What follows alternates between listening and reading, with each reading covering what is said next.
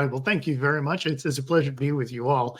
And as we go through this presentation, I am going to try to keep my eye on the comments. So if you've got a question while I'm going, feel free to ask. I'm happy to entertain those. And I am going to be with that panel right after. So you might have a couple others that aren't directly about the presentation. Feel free to ask them then as well. And we'll see if we can get my counterparts to answer them for you, or I'll take care of it. Anyway, my name's Dave Hoelzer. I've been around for quite a while. I don't really want to talk about myself a whole lot. I don't really enjoy doing that, but here's some information about me. The most important thing here, though, is this thing right here. I've got my email address. You can try to tweet or message or whatever we call it now on Twitter/X, or you can try to contact me on LinkedIn. But I'm going to tell you that I am just so busy, it's pretty rare for me to actually log in, maybe once a month or so. So feel free to connect and send a message there. But if you actually want to reach me and get a response, send an email to that address. I am very, very happy to engage with you. I would ask that you put maybe the word SANS or something in the subject so that I kind of recognize it, because I get so much email. And would you believe that I actually have an AI that we built in-house that monitors my email? I mean, it doesn't respond for me, but it's definitely trying to identify things that don't need to be there, because I get so much email. But if you put SANS in there, it's going to let you through, and possibly I'll be able to answer you sometime soon. Anyway, as I get started with this, the whole idea of AI and how we can secure and use AI in healthcare, I've got a little demonstration we're going to do later to try to illustrate some of the problems, some of the risks. But I thought it would be important to begin with some definitions. In this space, whether it's healthcare, cybersecurity, anywhere else, pretty much every industry, your executive team knows they need AI, but they have no idea why. It's sort of a solution in search of a problem at this point. And the thing that's caused that to happen is the whole ChatGPT thing, which is fading out of the news slowly, but large language models in general. So I thought it would be good to just start with some definitions, because this field is not a new field. I mean, we can trace the term artificial intelligence back to the mid-50s, but mankind's effort to build systems that can act or replace humans has been going on for centuries. In the last 50, 60, 70 years, though, the term artificial intelligence, what it really means might not be what your executives are thinking, might not be what you're thinking. Because an artificially intelligent system, first of all, is not a human intelligence. So one of the mistakes that's quite often made is trying to see if it can be like a human. So the whole notion of a Turing test, can you fool a human? I'm not sure it's very meaningful. It's very interesting. I'm not sure it's useful. In fact, John Dijkstra, who's a well-known mathematician and computer scientist of Dijkstra's algorithm fame, he was asked to comment on Alan Turing's idea of the Turing test. And his response was, whether or not a computer can think is about as useful a question as to whether or not submarines can swim. Now, he wasn't just giving a glib comment here. This was a meaningful answer because, well, submarines go underwater. They go through the water. They pretty much do most things that fish can do besides eating and pooping. So is there really a meaningful difference? Whether a computer can think or not is really not very important as long as it can do the tasks we need done. Trying to get it to think like a human is probably a mistake because it isn't a human. It is an artificial thing. And we have had artificially intelligent systems for a very long time. So I'm going to define artificial intelligence as any system, process, program that can react to input from an environment to make decisions. Hopefully good decisions, but to make decisions. And using that definition, artificial intelligence has actually been around for a long time. Now, I'm not the only one who's using that definition, and it's a very convenient definition for people who are trying to market things to you as artificial intelligence. Because if I create a system that can look at some input like, I don't know, how about the endpoint protection on your computer that looks at a program coming in and says, oh, I think that's bad, and it reacts, it is artificially intelligent. But that's quite different from a computer learning. And machine learning is actually where the really interesting stuff is happening and where there's been amazing advances in really the last 10 or 15 years, though the techniques we're using largely were developed in the 1980s. We just didn't have computers that could process the data fast enough unless you were at a supercomputing center or had a mainframe handy. But in the last 10 to 15 years, we've been able to do this with much smaller commodity computers. And in the last maybe 5 years, there have been some amazing advances as a result. So what's machine learning then? How is that different? That's a computer program system or process that is able to take input from an environment to make decisions. But more importantly, it's able to improve its performance over time based on feedback. That's machine learning. This is quite different from what we were doing in the 90s, where, sure, we had these artificially intelligent things, these expert systems. But when the expert system began giving bad information, the expert system couldn't learn to improve. We had to go and change its programming. In machine learning, I can give feedback to the algorithm, and the algorithm will work to self correct. That is amazing stuff. And that's really where all of the big stuff is happening. So that's going to bring me back, at least momentarily, to the sort of the elephant that got everyone interested in the circus that we currently see out there regarding artificial intelligence, and that is ChatGPT. Or I'm actually going to say not ChatGPT, because that is falling out of the news slowly. It's really large language models. Large language models are incredible. And it's easy to be fooled into thinking that they are thinking, that they're reasoning. But I'm here to tell you that that is just not true. That is not how these things work. Artificial intelligence really is today, machine learning today is just math. Now, the math can be quite advanced, but it's really just math. So, what is a large language model doing then? And more generally, what are AIs or machine learning systems doing? How are they working? Well, take something like Bard or ChatGPT. When you ask it a question, what's really happening internally is that it is simply trying to make a prediction of the next most likely, well, technically it would be token, but I'm going to say word. And words or tokens are not exactly the same thing, but let's just think word. What is the next most likely word to occur? So when you begin training this kind of thing, you give it at the beginning of a phrase like Mary had a little, and then you want it to predict the next word. And it predicts something like Mary had a little canoe, which is absolutely not the most likely next word. And so it progressively learns based on feedback that canoe is not an awesome answer there. So you end up with something like Mary had a little lamb would be a very high probability. Maybe sheep would also be a high probability, but not as high. Sheep, because, well, it's related to lamb, it's in the same family. So it's really just making predictions. When you ask it a question, its response is simply predicting the next most likely words to continue from the question you asked. And the same thing is happening when we're using things that are generating code or anything else. What's important to know about that is that it's not thinking, it's not reasoning. Is it simulating that? Well, yes, and that's part of the definition of artificial intelligence. It's simulating the ability to make decisions, but it's really just using mathematics. Well, how can it be useful then? How could we use AI? There are a lot of ways that it could prove useful, and some of them are quite obvious, right? So think of the idea of medical transcription. Now, I am not trying to put anyone out of a job, and things that do speech recognition for medical transcription have been around for a very long time. But one of the challenges with those speech recognition things is their ability to transcribe accurately and to deal with accents and things like that. Well, how about AI? Can that do a better job? Well, it can do a good job, but how important is it that the information is 100% accurate? I am sure you have had some experience using something like Siri to try to dictate a message on your phone.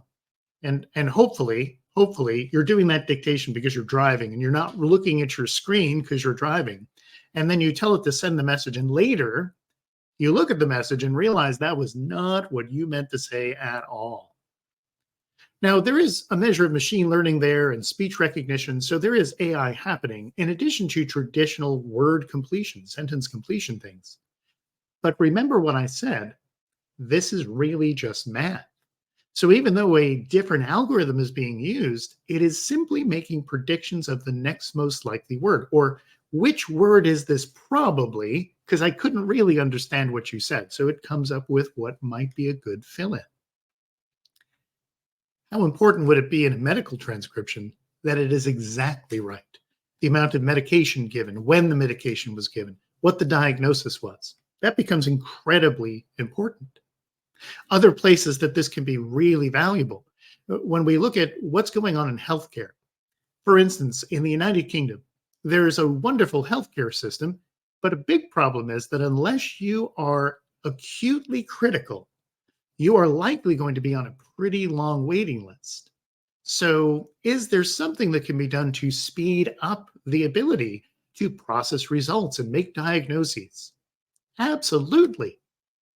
But how important is it that those diagnoses are correct? We can use this in medical imaging to identify, for instance, anomalous masses and things like that pretty easily. And in fact, we're going to give that a try. Let's talk about what that might look like. I took a little bit of time and I built an AI. It's a very simple AI. It actually does something that's pretty useful. And I've got it written here. I wrote it using TensorFlow, and I trained it using MRI data, particularly brain scans. And what I wanted to do was try to create an artificial intelligence, a machine learning solution that could find brain tumors. That feels like a pretty important thing to be able to identify. And if I could do that with an AI, could the AI make a recommendation as to whether or not the person needs further treatment? Could I go through massive numbers of MRI images to quickly classify and decide who needs follow-up care? That sounds useful. Let's see how well this thing works. So I'm just going to load it in here. And this code, you're welcome to this code if you'd like it. I mean, there's nothing very impressive here. And all I'm doing is I am going to load a trained model that I have. Let me load in some additional data. I've got some test images. These are actual brain scan images. You're going to look at them in just a second. And I'm going to load in this trained model. Oh, and yeah, I see you need the data set. Well, the data set's no problem. I can point you at that as well. Of course, there is the whole HIPAA question about where are these MRI images coming from? And all I'm going to say is I found them on the internet. So I guess they're public. I don't know. But I'm not violating someone's HIPAA rights. Maybe someone did. I just don't know. Anyway, I'm going to ask it to make some predictions against those images. And it's already done. I forget how many I have here. Maybe there's 20 of them or 10 of them. But all of the predictions have been done. It has already analyzed all of those MRIs and is ready to tell us who has a brain tumor and who doesn't. So let me ask it to render those images out so we can see for ourselves. And on the top here, we have a bunch of healthy scans. Now, I am not a brain surgeon or a doctor, but I have researched enough to know these images are images of healthy brains with no tumors. And what's interesting about that is that these images are similar in that they are brain shaped, though each brain is a little bit unique. They're also interesting in that the contrast on some of these shows some brighter areas in some places, but those are not actually cancerous lesions. So these brains, no brain tumors. But these brains, brain tumors. And some of them are easy to see. For instance, over here, there's a mass over here on the right-hand side. Here's a large mass in the forebrain. Here's a mass in the center. Wow, that one's huge. This one's harder to see. This is down in one of the glands right at the base of the brain. Very, very serious and usually an operable tumor. All right, so wow, this works. How well does it work? Well, I'm going to tell you, and I'm not making this up. I train this model on this data set of MRIs, and I then use the test data that they have. I didn't make the test data up, their test data to say, how well does your model work? And this model is 100% accurate when it comes to finding tumors. That sounds like the future is here. All we need is the doctor to show up because the AI said, this person's got a tumor. We need to get that out. This is just like, does it matter if submarines swim? Is it thinking? No, it's really just doing math. But can it find tumors? It can. So it's good enough, right? This actually brings us to one of the risks. I have another example here. So this additional example, whoops, let me just run this against this sample image. There we go. It looks at this sample image and says, tumor. This person has a tumor. And I'm not showing the percentage here, but the diagnosis percentage in this case, 98%, that's a tumor. This sounds really serious. We need to get this person right in because either they have a tumor or they have a cat wearing a pumpkin hat. So what's the risk here? What's my point? The risk here, the problem is the AI is wonderful and it does a great job at finding tumors as long as you are giving it scans of brains. But when I give it a picture of a cat, I don't know any surgeon, I don't know any MRI operator who would confuse this picture of a cat for a brain with a tumor. The tool is only as good as the data you give it, which, that's the whole garbage in, garbage out thing that we've heard for decades and decades. But see, it's a bigger deal here. What does it mean for us in terms of securing an AI? How do we actually use that? So when it comes to securing the AI, one of the really important things, like I said, our management says we need it. I don't know why I need it, but we need it. Gartner says AI is here. We've got to do it. It's really important to understand what it really does, how it really works, so we're not relying on it in ways that we shouldn't. And then when we are going to use it, we have to make sure that the way we're using it, what's happening with the pipeline, how well secured is that? So the way the data gets to the model in order to, in our case, do a diagnosis or to do the medical transcription or whatever else it is we're doing, how well secured is that? Because if someone can tamper with that pipeline, they can influence what's happening, what kind of, diagnosis or whatever else is coming out of the model. Garbage in, garbage out. We also have to be very concerned about things like HIPAA, especially in healthcare. If I'm taking data, let's just take the transcription example, and I'm going to ask the AI to summarize maybe all of the medical records that we have, or to find for me a subset of patients with these issues. That would be a wonderful way to use this and speed up time and research. But how are we doing it? If we're using something like a public API, and I hesitate to mention companies because I don't want this to be, oh, he's saying don't use that company. No, if we're using an API from a vendor to interact with their AI, I am in some way going to have to send this medical data into that interface to get it to do the summarization or to do the selection. That could be a very big deal. If we're going to do it, maybe there should be something we're doing locally instead of relying on those services. What about the models themselves? Defending the training data becomes incredibly important. And this is an issue both in terms of an intellectual property thing. We're building the tumor detector. So the design of your model and the data you're using to train it are really important. But it's also a matter of it needs to be secure. It needs to be safe. So if I'm building the model, how do I ensure that no one's introducing pictures of cats into my brain tumor database? That becomes really important. How well secured is that data? What I'd recommend to you today is that at least one person in your organization, they need to be a subject matter expert on this topic. Whether that means they are building AIs or they just really know how they work, you absolutely need to do that. They need to be able to talk to vendors and be able to talk to the executive team in terms of figuring out what's really needed. If that sounds like something that you're interested in, you can get that by doing a lot of research on your own. Or SANS does have a course. It's a course that I wrote that is specifically about that, not in healthcare, but all about AI and data science and how it really works and how to build them. At this point, though, I'm going to throw it back to Rich because I think it's about time for us to get started in our panel discussion.